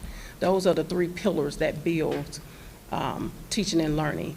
And so what we're doing now is creating a resource for teachers to have all of that in there with their curriculum, their assessment, and their instruction. Then next would be creating those assessments. And so teaching and working on how to create assessments. So my belief and my thought with a consultant is I don't believe you should have a consultant for years. I don't believe in that. I believe you should have that person. It's like Nanny McPhee. You know, we want to have her long enough to get us going, and then you wing out of the process. So that's really the goal. Now, I wish I could put a cap on the end date, but I can't put a cap on the end date until we build that resource and then we start moving forward. Because we do have some resourceful people, and so what will happen is when you have some of the teacher leaders and the principals like Ms. Jenkins, you know, Ms. Woodley will be on board. You have some teacher leaders like Ms. Oakes and others. And so we'll get a chance to see what we all bring and what we're building. And so that will help determine our scope of work and how fast we move as well. so the resources, we are going to use the resources that we have. This consultant is coming in just to give us a map, give the teachers a map on what we need to be doing. Right. And so what we'll do is like building a house. We'll get that foundation. And once we get that foundation and we have the foundation, then we start building our own. That's how I see it in my mind, So- that's just the foundation. Right now, and Mr. Chair, I will stop in just a little bit.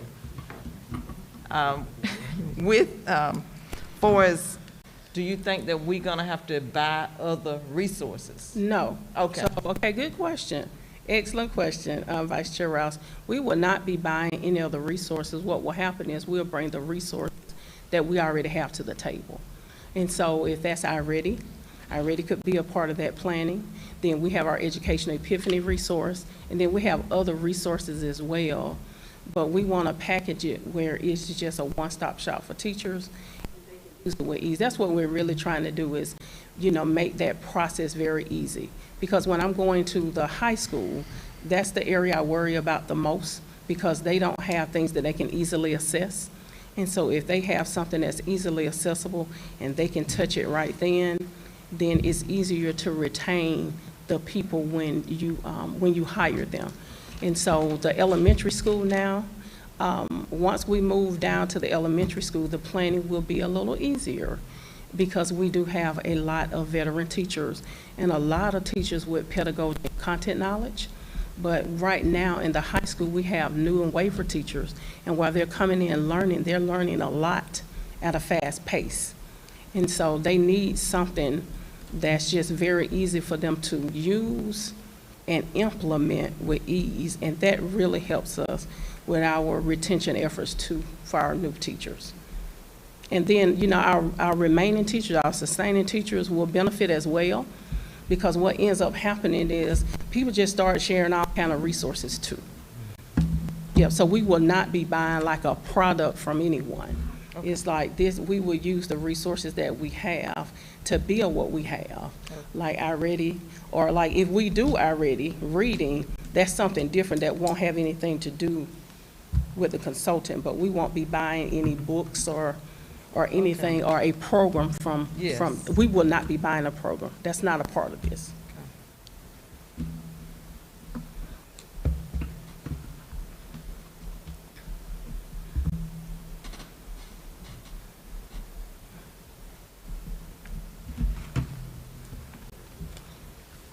Great questions, Ms. Blackshear.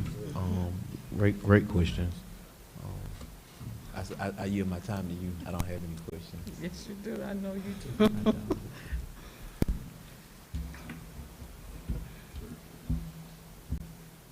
Are there any more questions for Dr. Griffin Stewart?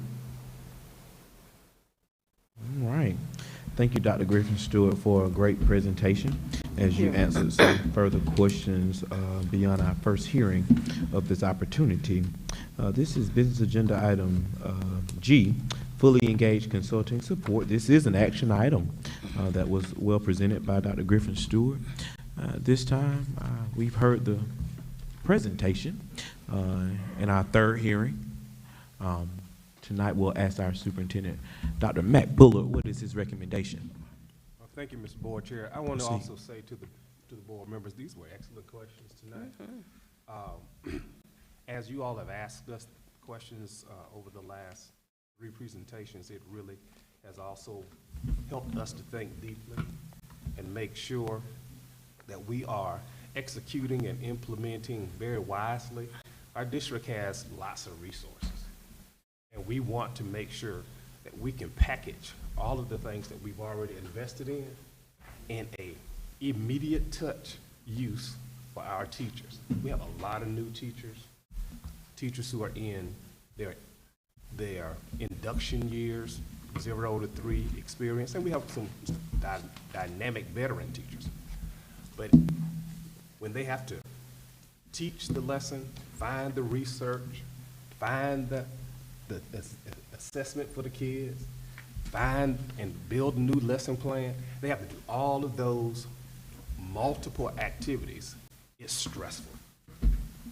And you can't really focus on closing the achievement gap for the kids because you're so worried about putting the right materials in front of them to teach the standards.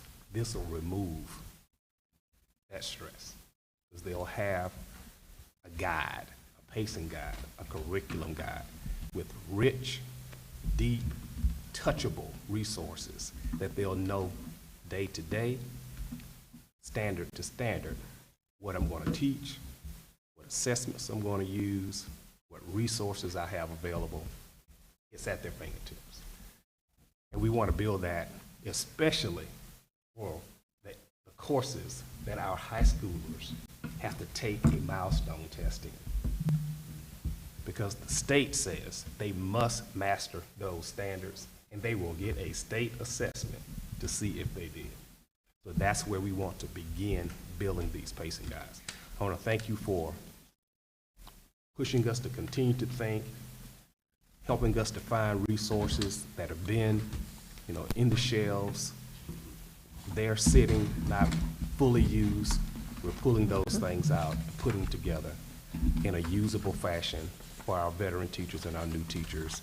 With your approval, board members, I ask that you approve the fully engaged process and consultant program that has been presented by Dr. Griffin Stewart on tonight. Thank you, Dr. Bullard. Board members, we've heard the presentation being delivered by Dr. Griffin Stewart in our third hearing. We've heard the recommendation from our superintendent. I have a motion to accept the superintendent's recommendation for fully engaged consultant support.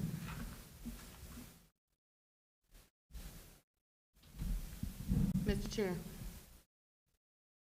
I would like to make a motion to approve the fully engaged education consulting through phase 1 and phase 2 up until December of 2022, and then give us a chance for the board to revisit.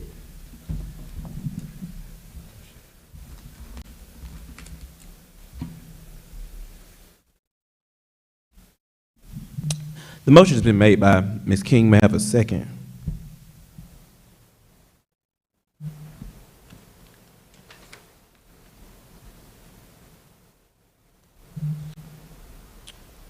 Second call for a second. Second. Motion's been properly made by Ms. King and seconded by Ms. Blackshear. Any discussion? No discussion. I know you by saying aye, raising your hand. Aye. Any opposes? That motion carries 3-2. That motion failed. Lack of support for that motion. No move in progressing or through that. Here's my recommendation to you, Dr. Bullock. That motion fails. Here's my recommendation to further discuss and redeliver, Dr. Bullock. Business agenda item H, the Vision Board Challenge Project. This is an action item being presented by Dr. Griffin Stewart. All right, good afternoon, Board Chair Harris, Vice Chair Rouse, board members, Superintendent Dr. Matt Bullard, stakeholders listening virtually, good evening again. It brings me great pleasure to share for a third read the Vision Board Challenge, the how. But before I can share that with you, we are a district with a vision and a mission. Our vision is generating excellence, one team, one goal. And our mission is to inspire, challenge, and prepare all students to compete globally. With a vision, students thrive. So students will be engaged in a challenge, and it will be 5 challenges. So students, our upcoming seniors, will participate in challenges 1 and 2. And challenge 1 is all about the labels and lids, and that's day 1. And so juniors will meet, that designated location will be in the small gym, and then they will proceed through the why of the Vision Board Challenge concept. And it will be introduced by Dr. Coons, our consultant for the Vision Challenge. And then students will join student teams. They will select their teams to work through these challenges. And each student will receive a Vision Board Challenge book and start with Challenge 1, labels and lids. So students will be able to identify and make connections with some things that they have heard about themselves negatively in the future, and their goal is to change that mindset. So students will create an acrostic using their name. So what will that acrostic look like? That's what they'll complete first. So as you can see, I completed one with my name, the S being sincere, the T is talented, E is energetic, H, W is hardworking, A is authentic, R is reflecting, and T is teachable. And so that's a goal to help students, if they have any negative connotations they heard about themselves over the years, to try to change that mindset. So challenge 2, the 8 dimensions of wellness. Students will explore the 8 dimensions of wellness to determine which dimension they will use to set goals. These areas will help students work towards improving their quality of life. So students will go through the following steps. They will first scan each dimension, learn about it, and then they will rank their wellness from 1 to 8. And the goal is to determine which of the 8 dimensions they will commit to developing over their senior year, years 2 and 3. So that would be day 1. And so day 2 would consist of the Vision Board Challenge. And so the Vision Board Challenge will end up being challenge number 3. And so juniors will meet in the small gym, and they will be introduced to challenge 3 from the Vision Board. Students will be guided through the steps to create their digital vision board by going through 3 steps. Students will learn the importance of the 2 different types of goals based on the 8 dimensions of wellness. Students will be engaged in thought-provoking discussion based on the task in challenge 3. Students will view digital vision board examples to select from and to be provided step-by-step directions for completing. So there is a visual on the Vision Board Challenge. So that last session that they will have will be 2-part. It will be about the show and tell, the executing excellence, and then the virtual reality experience. So on day 3, students will work in 2 groups. And so the first group will meet in the small gym, and students will present their vision boards in their groups, and they will complete the following tasks. They will share a reflection on the vision board process and share 1 or 2 sections of their vision board with each other. And then students will complete a reflection question. For example, one question will ask students, What did the vision board process do for you personally and or professionally? And then they will execute with excellence. This is their accountability piece. To ensure students' vision becomes a reality, they will establish targets or deadlines for specific actions. Students will complete an accountability task sheet prior to moving on to the 12th grade. Then that first group will be out doing the virtual reality experience. They will be out looking through those VR goggles and having some hands-on experience. And so we will generate some data from surveys students will take. And so that group who went to virtual reality first will go to the challenges 4 and 5. So they'll pretty much change classes.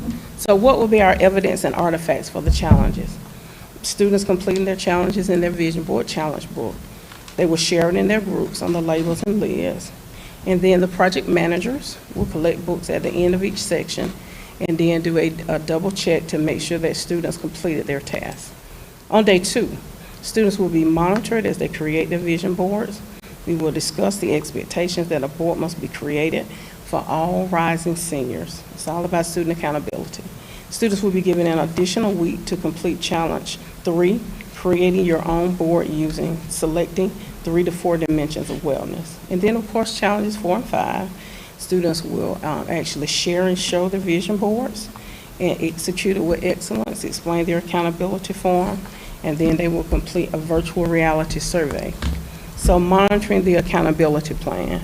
The project managers, who will consist of myself, Ms. Eason, our graduation coach, Ms. Denson, our CTAE coordinator, and Ms. Drummer, our personalized learning director. They'll move among students. We all will during the challenges to make sure that students are on task and working. Instructional tasks from student challenge book again will be checked. Books will be collected by project managers and monitored for selected dimensions. And project manager will monitor assigned students. A checklist will be used to monitor student progress. And then lastly, project managers will be with their assigned students to listen to small group discussion and collect vision board samples from students. A copy of the Execute with Excellence accountability task will be provided for students. Books will be collected at the end by the project manager for moving to the super challenge in the fall. Are there any questions? Our vision board challenge amount. The cost will be the vision board step-by-step guide. We're ordering 50 books, 100% discount. It will be $540 as the cost. The consultant services for rural district will be $1,500 for visit 1, 2, and visit 3. Will include the virtual reality along with the consultant services. Will total $8,040 for challenge 1. Are there any questions?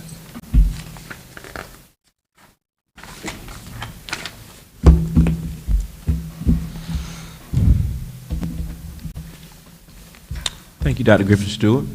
Board members, we've heard Dr. Griffin Stewart's presentation in our third hearing.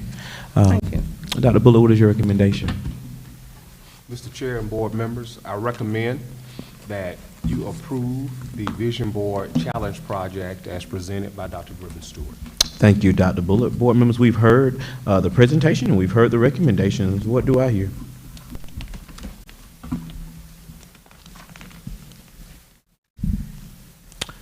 This time I have a motion to accept the superintendent's recommendation to approve our Vision Board Challenge Project.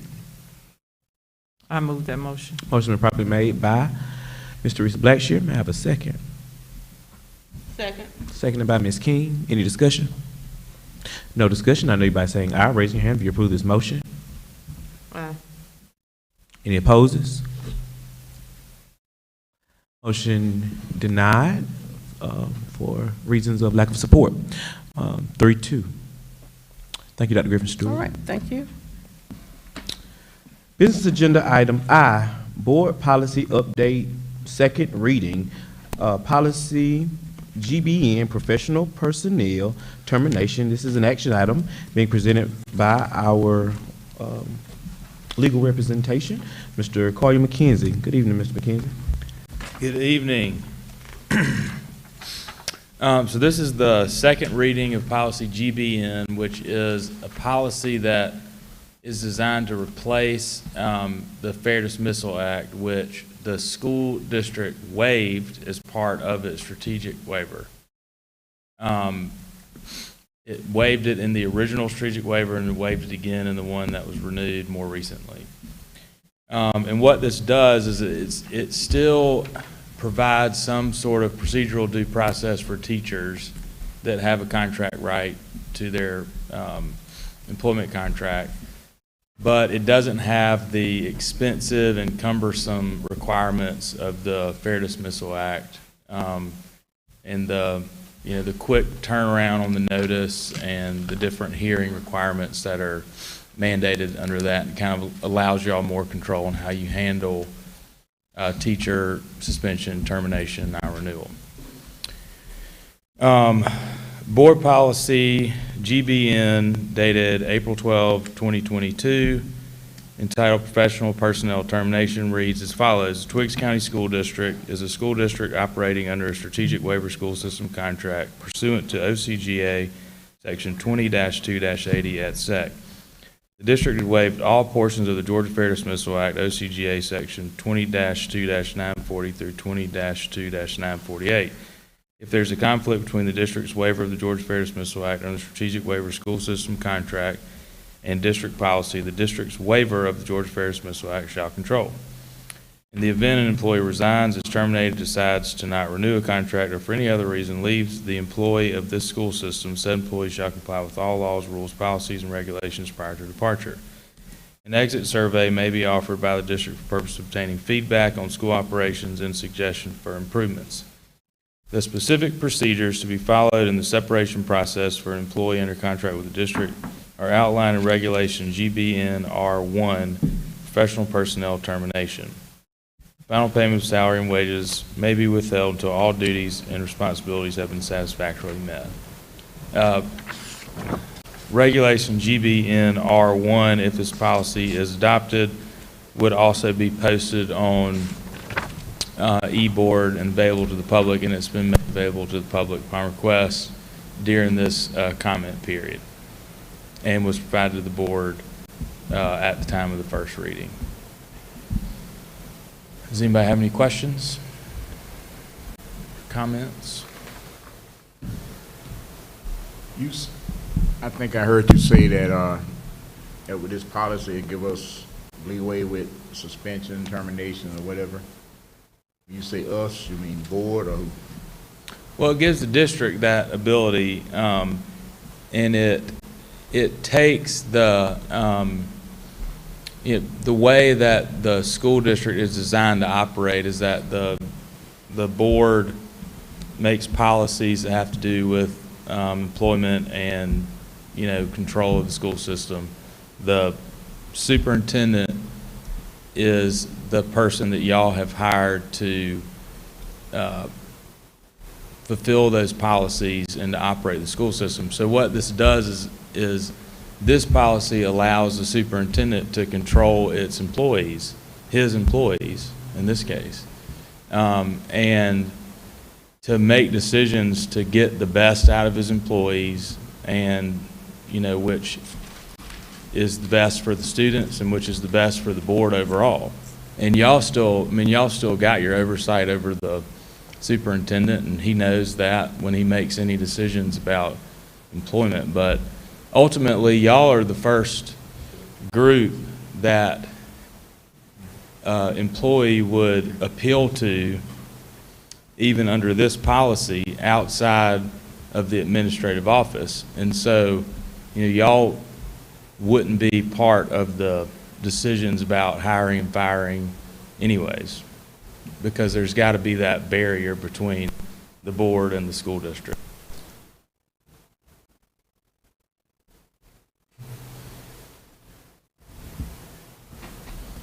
And y'all would have the ability to make a decision to overturn the superintendent's decision under this policy, just like you would under the Fair Dismissal Act, but you wouldn't be the first decision maker, because otherwise there would be no internal due process provided to that employee if it was just always, all the decisions were made by the board every time. So that's the idea behind it.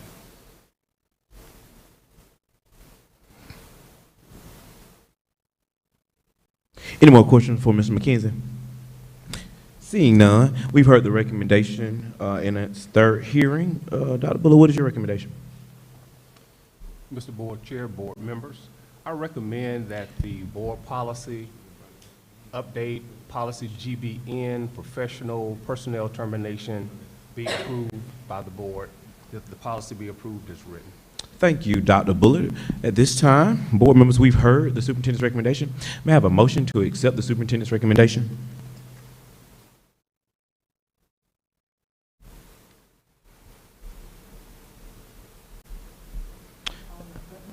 The motion has been made by Ms. Shirley Stokes to accept the superintendent's recommendation to receive board policy GBN professional personnel termination. May I have a second?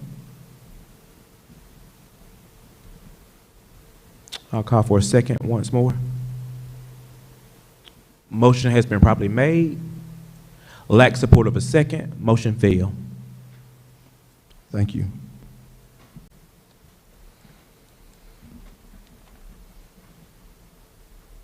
All right, any other questions or comments?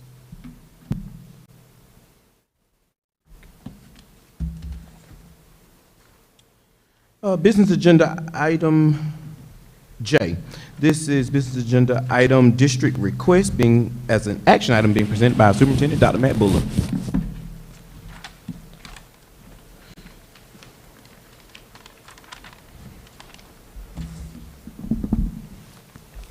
Good evening again, Mr. Board Chair, Vice Proceed, Chair, Dr. Buller. board members. We do have several field trip requests that have come before us tonight that we request your approval on. The field trip request begin with a field trip that you pre-approved for April the 1st, Friday, which we'll ratify in the minutes, was for our exceptional education students to attend the Dawson Trails in Jackson, Georgia, that was led by Ms. Laura Fricks and several of our educators from the Special Education Department. Thank you for your approval on that.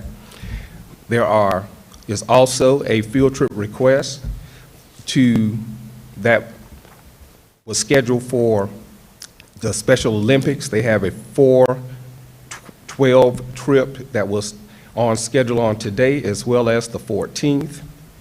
For First Presbyterian Day School, and that's for the special students in the Special Olympics to participate for exceptional education students.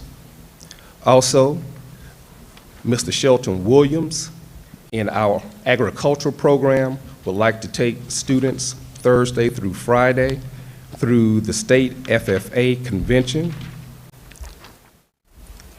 to the 94th Georgia FFA convention in Macon, Georgia. Also, our program for exceptional students, end of the year trip, Ms. Erica Williams and teachers in the exceptional ed department would also like approval for May the 6th to take the students to Rigsby for their end of the year trip. And finally, on Saturday, May the 7th, Ms. Angela Vinson and advisors for the middle and high school Starbase team, robotics team, would like to take their students to the TELUS Science Museum in Cartersville, Georgia on Saturday, May the 7th. This concludes our field trip request for tonight.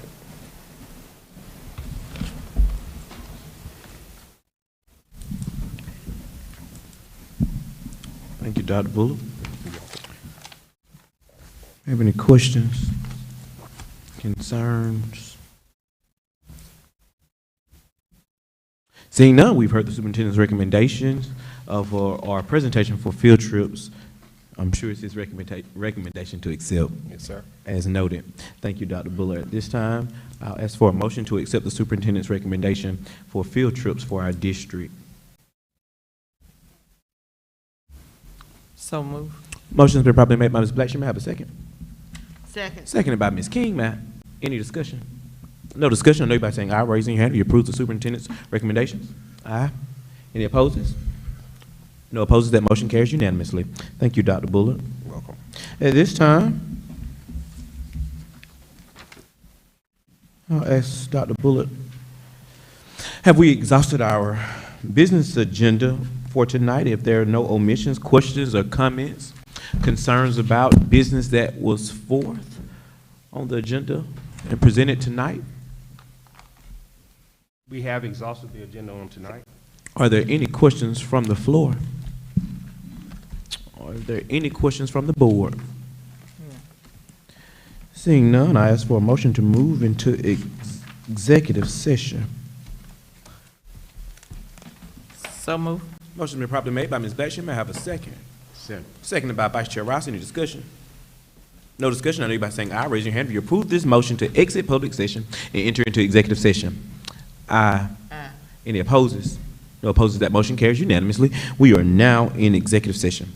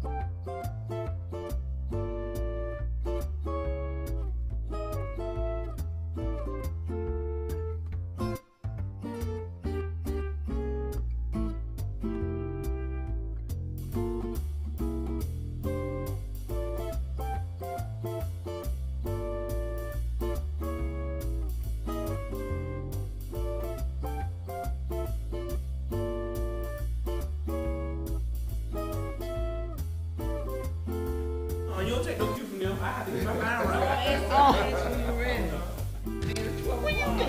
Look, we finna change it, too. See, now he finna stall. We gonna get him. We gonna get him when, we gonna stay.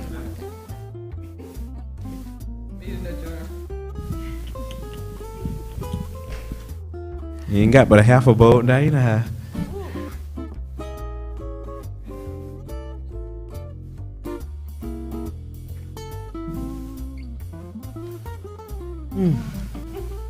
All right.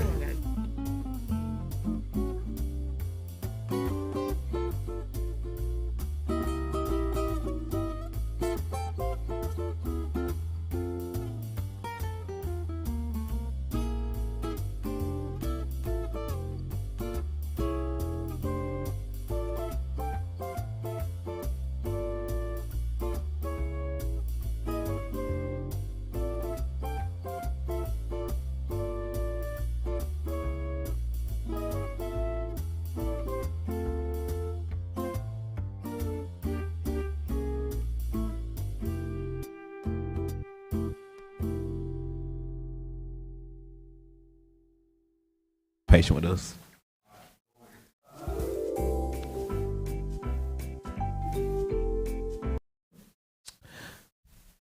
Good evening again, Twiggs County. Thank you for our in-person staff. Thank you so much, faculty and staff, for being with us. Dr. Bullitt, thank you for your patience with us as we had courageous conversations tonight in our executive session talking land, legal, and personnel. At this time, I want to entertain a motion to exit executive session and enter into public session. So moved. Motion's been properly made by District 3, Rhonda King. May I have a second? Second. Seconded by Ms. Teresa Blackshear. Any discussion? No discussion. I know you by saying aye. Raise your hand if you approve the motion. Aye. Aye. Any opposes? No opposes. That motion carries unanimously. Thank you. We are now back in public session. I want to acknowledge that we started our meeting with a full board with participation from all districts, and we had to allow 2 of our board members to go on home. It's getting late, but we wanted to carry out the business that was necessary. With their approval, they allowed us to stay. So thank you, Dr. Bullard, for pushing the conversation. At this time, I want to acknowledge that our superintendent has provided us with executive session summary, and he has some recommendations. Dr. Bullard, I want to get your recommendation for approval for all that you have listed before us so that I can make 2 moves and we can go home.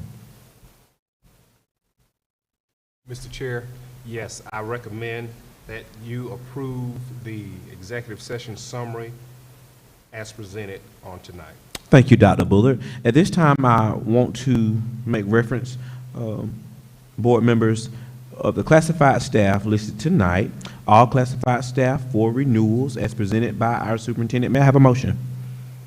I move that motion. Motion's been properly made by Ms. Blackshear to accept the superintendent's recommendation for renewal of all classified staff as presented before us tonight. Any discussion? May I have a second? Second. Second motion by Ms. King. Any discussion? No discussion. I know by saying aye. Raise your hand if you approve the motion to accept our classified staff as listed tonight. Aye. Any opposers? No opposers. That motion carries unanimously. We have accepted our classified staff as presented by our superintendent. At this time, I want you to look at our renewals. We have 2 renewals tonight, EID 3374, EID 3365. We want to accept these renewals as our superintendent has presented before us. May I have a motion to accept? So moved. It has been properly motioned by Ms. King. May I have a second? Second. Seconded by Ms. Blackshear that we accept our 2 renewals tonight as presented by our superintendent. All in favor of this motion, I know you by saying aye, raising your hand. Aye. If you approve this, any opposers? No opposers. That motion carries unanimously. Thank you. At this time, our final move tonight will be new hires, CID 4495, CID 4469. This is the recommendation of our superintendent to accept both new hires as presented before us tonight. May I have a motion to accept? I move. So moved. Second. Motion's been properly made by Ms. King and seconded by Ms. Blackshear. Is there any discussion? No discussion. I know you by saying aye, raising your hand to approve the motion to accept the superintendent's new hires as presented before us tonight. Aye. Aye. No opposes? Motion carries unanimously. Thank you. Dr. Bullard, have we exhausted our executive session summary for tonight's meeting? Yes, sir. Mr. Board Chair, thank you, board members. We have exhausted our executive session summary sheet. Thank you, board members. Have I omitted anything tonight? No. No. Thank you. Any discussion? No discussion. At this time, I'll ask for a motion for adjournment. I move that motion to Motion been adjourn. properly made by Ms. Blackshear. May I have a second? Second. Seconded by Ms. King. Any discussion? No discussion. I know you by saying aye, raising your hand if you approve the motion for adjournment. Aye. Any opposed? No opposed. That motion carries unanimously. Good night, Twiggs County.